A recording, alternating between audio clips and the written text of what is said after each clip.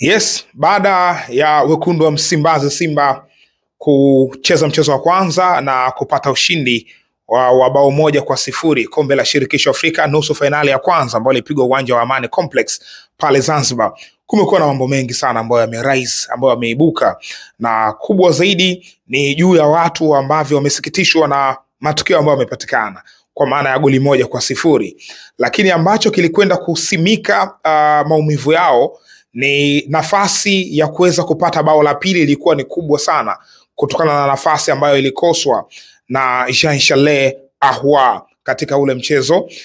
So watu wengi wameumizwa zaidi na ile nafasi kuliko hata goli ambalo limepatikana, na ndio maana hata ukiangalia kwenye mitandao ya kijamii unaona Ahoua anazungumzwa sana kwenye namna isiyo nzuri zaidi ukilinganisha na kile ambacho amekifanya. Kumbuka kwamba huyu ndio mfungaji wa bao, lakini watu wanasahau kuhusu ufungaji wa bao lake, wanakuja kuzungumza kuhusu nafasi, kwa sababu amefunga bao la set pieces, yani ni half chance tunaita, lakini akaitumia. Amekosa clear chance, lakini ungeweza kumsifu kwa kile ambacho amekifanya.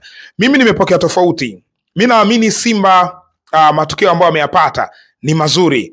Angefunga magoli 2-0 ingekuwa mazuri zaidi, lakini kwenye hizi mechi za mtoano, mechi za namna hii zenye tension kubwa kwenye hatua hizi za mbali za kombe la shirikisho au ligi ya mabingwa Afrika, wakati kama huu timu inahitaji tu kushinda ikiwa katika ardhi yake nyumbani, haijalishi imefunga kwa idadi gani ya magoli. Sasa basi kwangu mimi matokeo ya goli 1-0 ni matokeo rafiki kwa Simba, tofauti na ingekuwa 2-1, 3-1. matokeo ya namna hiyo sio mazuri. 1-0 maana yake ni kwamba hata kama itatokea wamekwenda Afrika Kusini wakaruhusu bao moja, haitoshi kwa wao kutoka.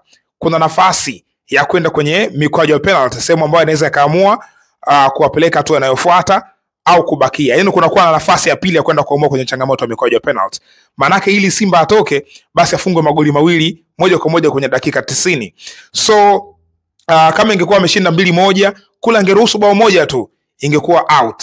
Kwangu mimi matokeo haya kwa Simba sio mabaya, yanampa nafasi nzuri ya kwenda katika hatua inayofuata, kwa maana ya hatua ya mwisho ya michuano hii, hatua ya fainali.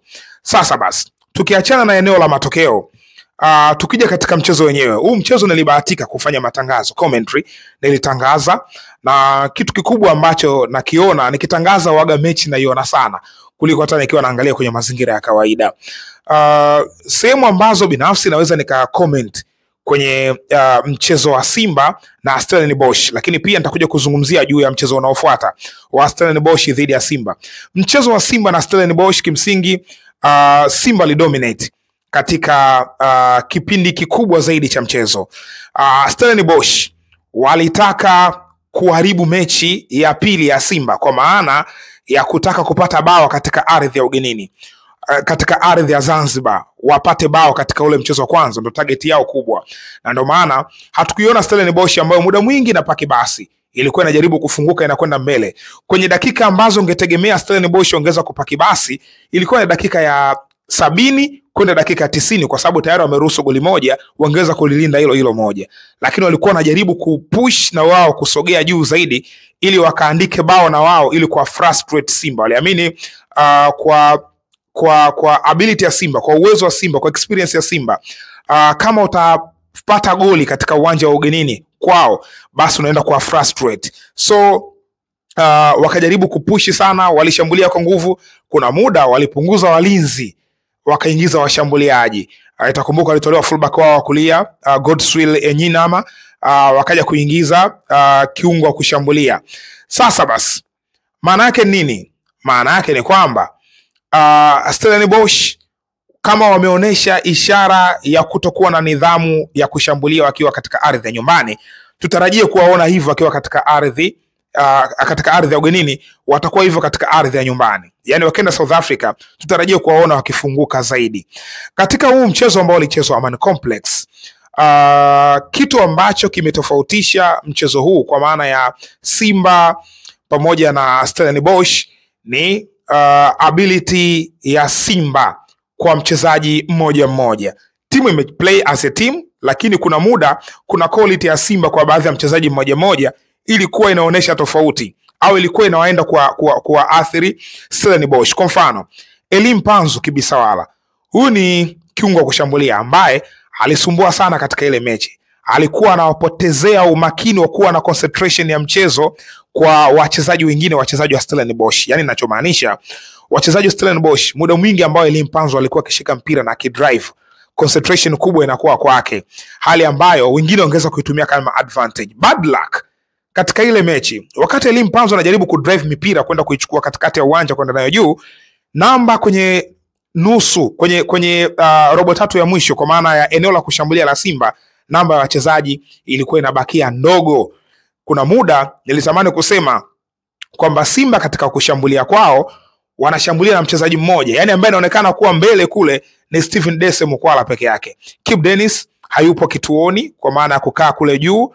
Haumuoni Jean Charles Ahoua kukaa juu na yeye unamwona anarudi kwenye midfield. Elie Mpanzu ndo huyo ambaye ameamua kuja kuilink timu kutoka kwenye eneo la midfield, sometimes katika backline, ili apande na mipira juu, na mwenyewe pia hayupo kituoni. Kwa hiyo ni Dese Mukwala asilimia kubwa alikuwa anaonekana kukaa kituoni peke yake. Hata zile v-passes ambazo alikuwa anapiga Mohamed Hussein, asilimia kubwa alikuwa akilengwa Dese Mukwala kwa sababu ndiye ambaye alikuwa anaonekana muda mwingi yuko ndani ya ile boxi. Sasa kipindi ambacho Dese yuko ndani ya boxi, anakutana na walinzi watatu, kwa maana ya walinzi wawili wakati na kiungo wa ulinzi mmoja, jambo ambalo lilikuwa linampa wakati mgumu kweli kweli. Alikuwa anapata changamoto, hata ile akipewa ile mipira anakuta tayari wapinzani wameshamzunguka kwa namba kubwa. Kwa hiyo kwangu mimi Simba wanatakiwa kwenda kuboresha katika ile eneo, kwa maana ya kucheza na watu wengi katika boksi ya pili, katika boksi ya wapinzani. Elie Mpanzu kwangu mimi ndio jina ambalo limeingia kwenye vichwa au kwenye kichwa cha technical staff ya Stellenbosch. Huyu ndio mchezaji hatari zaidi. Simba waende Afrika Kusini kwa advantage ya goli moja peke yake, wanakwenda kwa advantage ya goli moja na uwepo wa Elie Mpanzu. Huyu ni nyota ambaye katika hii mechi alifanya kila kitu sahihi. Vitu vingi vilikuwa vinaonekana kwenda sahihi kwa upande wake, jambo ambalo ndio narudi pale pale kwamba ilikuwa inawafanya wachezaji wa Stellenbosch wapoteze concentration kwa wengine. Bad luck ilikuwa ndani ya boxi, hawapo wengi, lakini Elie Mpanzu aliwanyanyasa kweli kweli. Huyu ni nyota ambaye taifa analotokea naamini ni taifa ambalo lina experience kubwa na mpira. Ameshaona hizi hatua, sio kwa kucheza, kwa kuona Vita Club ikifanya hivyo, TP Mazembe ikifanya hivyo. Yeye mwenyewe ameshawahi kwenda kwenye michuano ya CHAN, ameona mazingira yalivyo, kwa hiyo ile pressure hana. Ikumbuke kwamba hii ni nusu finali yake ya kwanza, lakini namna ambavyo anacheza unaweza kusema kwamba ana experience ya kutosha, ameshacheza finali au nusu finali 5-6, lakini ilikuwa ndo ya kwanza kufika katika hii stage. So kwa kile ambacho amekionyesha katika ile mechi ya Complex, ndicho ambacho makocha na wachezaji wa Stellenbosch wanakwenda kutengeneza mpango kazi wa namna ya kumzuia Elie Mpanzu. Elie Mpanzu atamzuia vipi? Ndio kitu ambacho kinamuumiza kichwa Steven Barker naamini kwa wakati huu. Lakini wanakwenda kucheza Afrika Kusini, sehemu ambayo technical staff kwa asilimia 90 inatokea huko. Fadlu Davids anatokea Cape Town. Cape Town ndio mji ambao inatokea hii klabu ya Stellenbosch, lakini mechi haichezewi Cape Town, inakwenda kuchezewa Durban. Durban ndio sehemu ambayo Fadlu Davids ameishi muda mrefu sana kwenye karia yake ya mpira, kwa maana ya kucheza. Amecheza Maritzburg United, amefundisha Maritzburg United. Kwa hiyo huu uwanja wa Moses Mabhida ni uwanja ambao anaofahamu vizuri. Huyu ni mwongoza njia nambari 1 kuelekea katika hii mechi ya pili ambayo itapigwa siku ya tarehe 27 kule Afrika Kusini. Lakini kitu ambacho kinaweza kuipa faida Simba ni discipline. Stellenbosch discipline yao sio nzuri katika kujilinda. That's why ile nafasi ambayo Jean Charles Ahoua alikosa ilikuwa ni Stellenbosch ambao wanataka goli, yani wanalishambulia goli la Simba kwa nguvu, wakipush kutaka kutafuta bao, jambo ambalo lilikuwa linawafanya nyuma wawe kwa namba ndogo. Walipopigiwa ile counter iliwaathiri, iliwaexpose. Jean Charles Ahoua alichukua mali akawazidi hadi golikipa akapigwa chenga, lakini akashindwa tu kuweka mpira kambani. Sasa kile ambacho kimetokea kwa Ahoua kwenye dakika ile ndicho ambacho huenda Stellenbosch wakienda kukionyesha, kwa maana wakiwa katika ardhi yao kwenda kushambulia kwa nguvu, lakini wanakwenda kuacha na magip mengi nyuma yao.